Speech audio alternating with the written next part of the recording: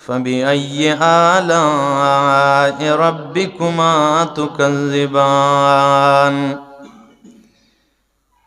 سبحان ربك رب العزة عما يصفون وسلام على المرسلين والحمد لله رب العالمين۔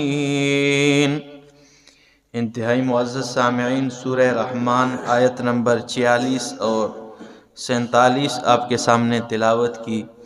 پارہ نمبر 27 میں سے سورۃ رحمان 3 رکوعات پر مشتمل سورت تھی، جس میں پہلے رکوع میں توحید کا مسئلہ بیان کیا گیا اور اس پر دلائل دیے گئے۔ دوسرے رکوع میں جو ہے مسئلہ نہ ماننے والوں کے لیے زجریں اور ان کے لیے تخویفات کا ذکر فرمایا، ڈرایا گیا کہ ڈر جاؤ۔ تو جب ڈر جاؤ گے تو اللہ رب العزت کی تمام تر نعمتوں کے مستحق بن جاؤ گے۔ تو پھر ڈر کے بعد جو ہے نا نعمتوں کا ذکر فرمایا۔ آخری رکوع میں مسئلہ تسلیم کرنے والوں کے لیے بشارتوں کا ذکر فرمایا۔ تو فرمایا وَلِمَنْ خَافَ مَقَامَ رَبِّهِ جَنَّتَانِ وَلِمَنْ خَافَ مَقَامَ رَبِّهِ، اور ان کے لیے جو اپنے رب کے سامنے کھڑا ہونے سے ڈر گیا، جو ڈرتے ہیں اپنے رب کے سامنے کھڑا ہونے سے، جنتان فرمایا ان کے لیے 2 باغات ہیں۔ ان کے لیے کتنے؟ 2 باغات ہیں۔ فَبِأَيِّ آلَاءِ رَبِّكُمَا تُكَذِّبَانِ، پس تم دونوں اپنے رب کے کون کون سی نعمت کو جھٹلاؤ گے؟ انسان اور جنات جو اپنے رب کے دوسرے مقام پہ فرمایا وَأَمَّا مَنْ خَافَ مَقَامَ رَبِّهِ وَنَهَى النَّفْسَ عَنِ الْهَوَىٰ، ہاں جو اپنے رب کے سامنے کھڑا ہونے سے ڈر گیا، وَنَهَى النَّفْسَ عَنِ الْهَوَىٰ، اور اس نے روک لیا اپنے نفس کو خواہشات پر چلنے سے، تو فرمایا فَإِنَّ الْجَنَّةَ هِيَ الْمَأْوَىٰ، اللہ نے جنت کو اس کا ٹھکانہ بنا دیا ہے۔ اللہ نے جنت کو اس کا کیا بنایا؟ ٹھکانہ بنایا۔ تو فرمایا فَبِأَيِّ آلَاءِ رَبِّكُمَا تُكَذِّبَانِ، 2 باغات ذَوَاتَا أَفْنَانٍ، اللہ فرماتے ہیں جو گنی شاخوں والے باغات ہیں، گنی شاخوں والے، لمبی لمبی شاخیں، ٹھیک ہے نا، ذواتا افنان۔ فَبِأَيِّ آلَاءِ رَبِّكُمَا تُكَذِّبَانِ، پس تم دونوں اپنے رب کی کون کون سی نعمت کو جھٹلاؤ گے؟ فِيهِمَا عَيْنَانِ تَجْرِيَانِ، ان 2 باغوں میں جو اللہ نے بنائے ہیں، فرمایا عینان 2 چشمے، تجریان ہمیشہ جاری، ہمیشہ جاری، اور ساری 2 چشمے اللہ نے جاری فرمائے، ٹھیک ہے نا۔ اللہ اکبر۔ حسن بصری رحمہ اللہ فرماتے ہیں تفسیر ابن کثیر میں، فرمایا فیہما عینان تجریان، 2 چشمے، 2 چشموں کے نام ذکر کرتے ہیں، تسنیم و سلسبیل، ایک چشمے کا نام تسنیم ہے، دوسرے کا نام سلسبیل ذکر کیا ہے۔ 2 چشمے اللہ نے ہمیشہ جاری فرما دیے 2 باغوں میں۔ فَبِأَيِّ آلَاءِ رَبِّكُمَا تُكَذِّبَانِ، پس تم اپنے رب کی کون کون سی نعمت کو جھٹلاؤ گے؟ فیہما ان باغوں میں من کل فاکہۃ، ہر قسم کے میوے، زوجان جوڑے جوڑے، علماء فرماتے جوڑے کا مطلب یہ کہ کم از کم ہر قسم کا میوہ 2 جوڑے ہوگا، 1 نہیں ہوگا، کم از کم 2 تو ضرور ہوگا۔ مثال 2 تو ضرور ہوں گے، ٹھیک ہے نا، اس کے اوپر جتنے ہوں لیکن کم از کم 2 تو ضرور ہوں گے۔ تو فرمایا فیہما من کل فاکہۃ، ان 2 باغوں میں ہر قسم کے میوے، زوجان جوڑے جوڑے ہوں گے۔ فَبِأَيِّ آلَاءِ رَبِّكُمَا تُكَذِّبَانِ، پس تم دونوں اے جنوں اور انسانوں اپنے رب کی کون کون سی نعمت کو جھٹلاؤ گے؟ کون کون سی نعمت جھٹلاؤ گے؟ متکئین علی فرشین، وہ تکیے لگا رہے ہوں گے، علی فرشین اوپر بچھونوں کے، بطائنہا من استبرق، جس کے استر جو ہے من استبرق ریشم کے بنے تیار ہوں گے۔ استر واسکوٹ کے نیچے والا جو کپڑا ہوتا ہے صرف، تو جب نیچے والا کپڑا ریشم کا ہوگا تو جہانگیر صاحب آپ اوپر کے کپڑے کے متعلق سوچیں ذرا، یہ میرے اور آپ کی سوچنے کی بات نہیں ہے۔ تو فرمایا بطائن کہتے ہیں استر کو، اللہ اکبر، متکئین علی فرش، یہ جنتی بیٹھے ہوں گے، تکیے لگائے ہوں گے، علی فرش یعنی ان بچھونوں پر، بطائنہا من استبرق، جن کے استر جو ہے وہ من استبرق ریشم کے بنے تیار ہوں گے، وجن الجنتین دان، اور ان دونوں کے میوے اور باغوں کے میوے بڑے قریب ہوں گے۔ دن کہتے ادنو، قریب ہو جا، ٹھیک ہے نا، ادنو منی، میرے قریب ہو جا، تو دان کہتے ہیں قریب ہونے۔ تو فرمایا وجن الجنتین دان، ان دونوں باغات کے میوے بڑے قریب ہوں گے، یعنی صوبیدار صاحب کو درخت پر چڑھنے کی ضرورت کوئی نہیں، وہ خود قریب آ جائیں گے، درخت پر چڑھنے کی ضرورت نہیں پڑے گی، ٹھیک ہے نا، یا کوئی کانٹوں میں جو، ٹھیک ہے نا، بچ بچاؤ کے، نہیں، وہ قریب ہوں گے سارے میں۔ فَبِأَيِّ آلَاءِ رَبِّكُمَا تُكَذِّبَانِ، پس تم دونوں اپنے رب کی کون کون سی نعمت کو جھٹلاؤ گے؟ فِيهِنَّ قَاصِرَاتُ الطَّرْفِ، ان میں اپنی نگاہیں جھکانے والیاں حوریں بھی ہوں گی، ٹھیک ہے نا، فِيهِنَّ قَاصِرَاتُ الطَّرْفِ، نگاہیں جھکانے، اور عورت کے لیے جو اپنی نگاہیں جھکا لیتی ہیں یہی اس کی سب سے زیادہ خوبصورتی ہوا کرتی ہے، نگاہیں جھکانا، ٹھیک ہے نا، یہ عورت کا حسن ہے۔ تو فرمایا فیہن قاصرات الطرف، ان میں اپنی نگاہیں جھکانے والیاں ہوں گی، لم یطمثہن انس قبلہم، ان سے پہلے اسے کسی انسان نے چھوا نہیں ہوگا، ولا جان، نہ کسی جن نے چھوا ہوگا۔ یعنی دنیا میں جب انسان پیدا ہو جائے یا تو ماں کی گود میں ماں چھو لیتی ہے، اس کے بعد باپ چھو لیتا ہے، اس کے بعد جنات بھی کبھی کبھی چھو لیتے ہیں، لیکن اللہ فرماتے ہیں ان حوروں کو میں نے اپنے قدرت کاملہ سے اس طرح پیدا کیا ہے کہ اس جنتی سے پہلے اس کو کسی نے ہاتھ نہیں لگایا ہوگا، ٹھیک ہے نا، ایسی حوریں، ٹھیک ہے نا، انتظار میں۔ تو فرمایا لم یطمثہن انس قبلہم ولا جان فبأی آلاء ربکما تکذبان، پس تم دونوں اپنے رب کی کون کون سی نعمت کو جھٹلاؤ گے؟ کأنہن الیاقوت والمرجان، وہ ایسی حوریں ہوں گی کأنہن الیاقوت والمرجان، گویا کہ وہ لال کی طرح ہے، والمرجان، سرخی میں وہ یاقوت کی طرح سرخ ہے، والمرجان، سفیدی میں مرجان کی طرح ہے، ٹھیک ہے نا، یہ ان کے حسن کا ذکر ہو رہا ہے، یاقوت اور مرجان کی طرح۔ تو فرمایا کأنہن الیاقوت والمرجان، سرخی میں وہ یاقوت کی طرح ہیں، یاقوت دیکھتے ہیں نا، سرخ یاقوت، ٹھیک ہے نا، اناری یاقوت آپ کہتے ہیں، انگوٹھیوں کا شوق رکھنے والے، ٹھیک ہے نا، مجھے بھی بہت شوق ہے، ٹھیک ہے نا، تو یہ ان کو پتہ ہوتا ہے اناری یاقوت ہے، یہ مرجان ہے، یہ فلاں ہے، یہ فلاں ہے، یہ سنگ مریم ہے، ٹھیک ہے نا، یہ لؤلؤ۔ تو فرمایا کأنہن الیاقوت والمرجان، گویا کہ وہ یاقوت سفیدی میں یاقوت کی طرح ہے، والمرجان، سرخی میں یاقوت کی طرح ہے، والمرجان، سفیدی میں مرجان کی طرح ہے۔ فَبِأَيِّ آلَاءِ رَبِّكُمَا تُكَذِّبَانِ، پس تم اپنے رب کی کون کون سی نعمت کو جھٹلاؤ گے؟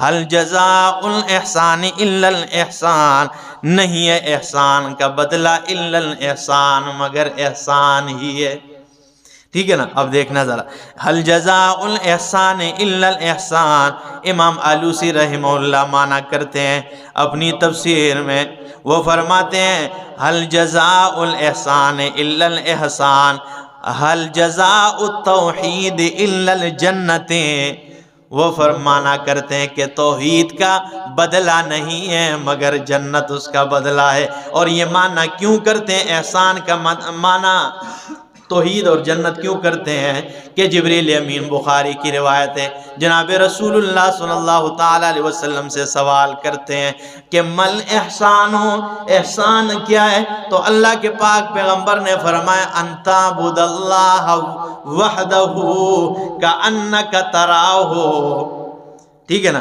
یہ احسان ہے کہ تو اللہ کی عبادت اس طرح کریں کہ تو اللہ کو دیکھ رہا ہے، لیکن فَإِن لَمْ تَكُنْ تَرَاهُ فَإِنَّهُ يَرَاكَ، اگر تو یہ کیفیت نہیں پیدا کر سکتا ہے کہ تو اللہ کو دیکھ رہا ہے تو کم از کم یہ تو ضرور پیدا کر کے اللہ رب العالمین تجھے دیکھ رہا ہے۔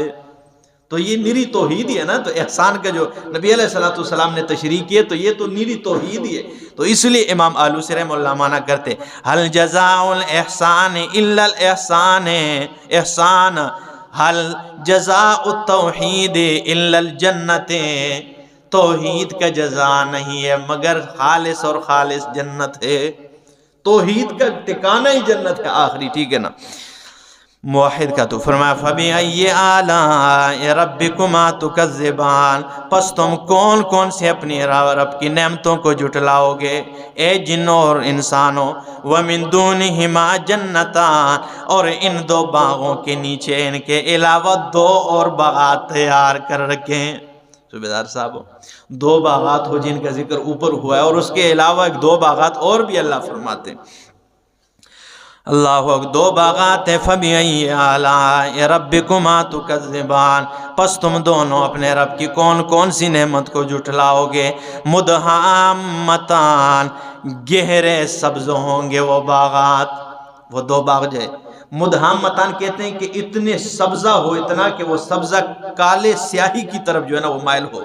بعض سبزہ ایسا ہوتا ہے کہ وہ یہ گندم پہ بارش برس جائے، پہلے یہ سبز نظر آتے ہیں لیکن یہ پھر اتنے خوبصورت بن جاتے ہیں کہ سیاہی کی طرف مائل ہو جاتے ہیں، ٹھیک ہے نا، اس پانی کی وجہ سے، اس طاقت کی وجہ سے، ٹھیک ہے نا، وہ کہتے ہیں کالے شاہ ہے نا، ٹھیک ہے نا۔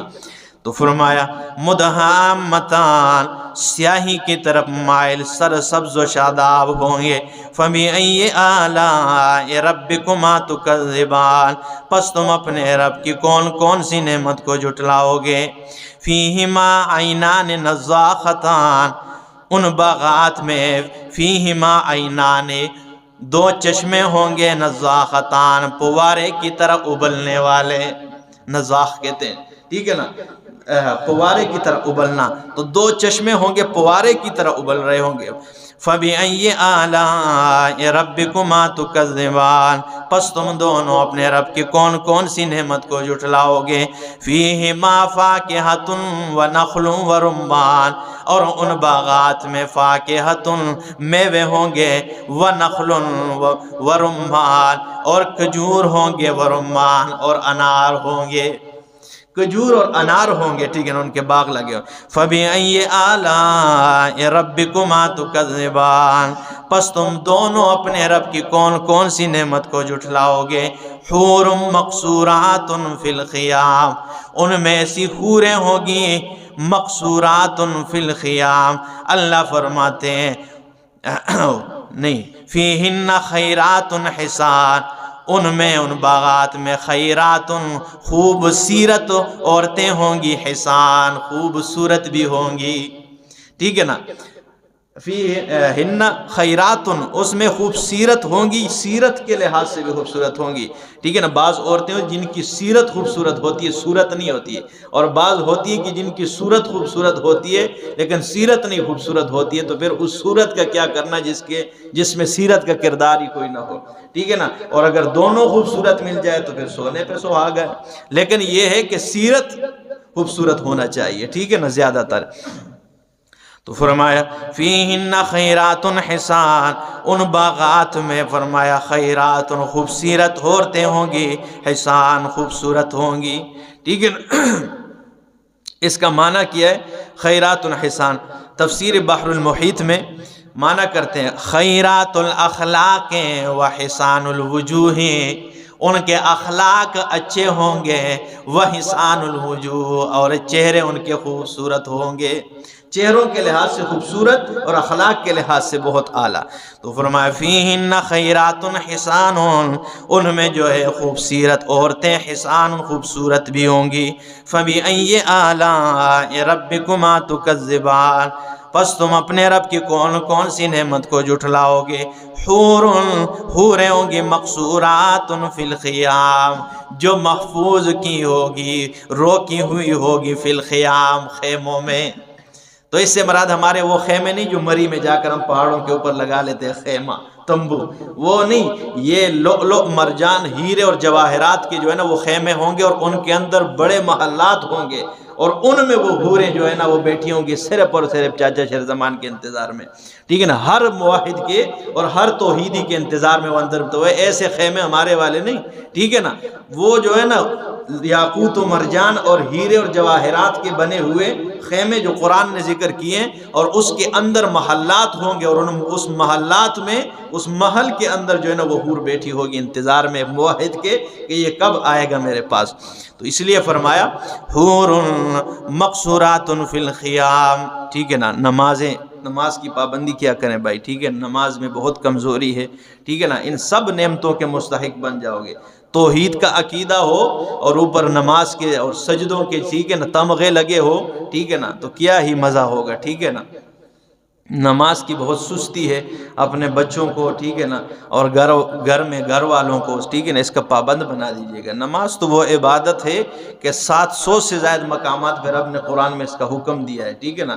آپ کا کوئی عزیز ہو، والد ہو، ٹھیک ہے نا، چاچا ہو، وہ آپ کو 2 بار کسی کام کے متعلق کہیں کہ بھائی یہ کام کرنا ہے، تو 2 بار صرف کہہ دے تو آپ کو کتنی فکر رہتی ہے کہ 2 بار کہنے کا مطلب یہ کہ یہ ضرور کرنا ہے، یہ کام بہت ضروری ہے، ٹھیک ہے نا۔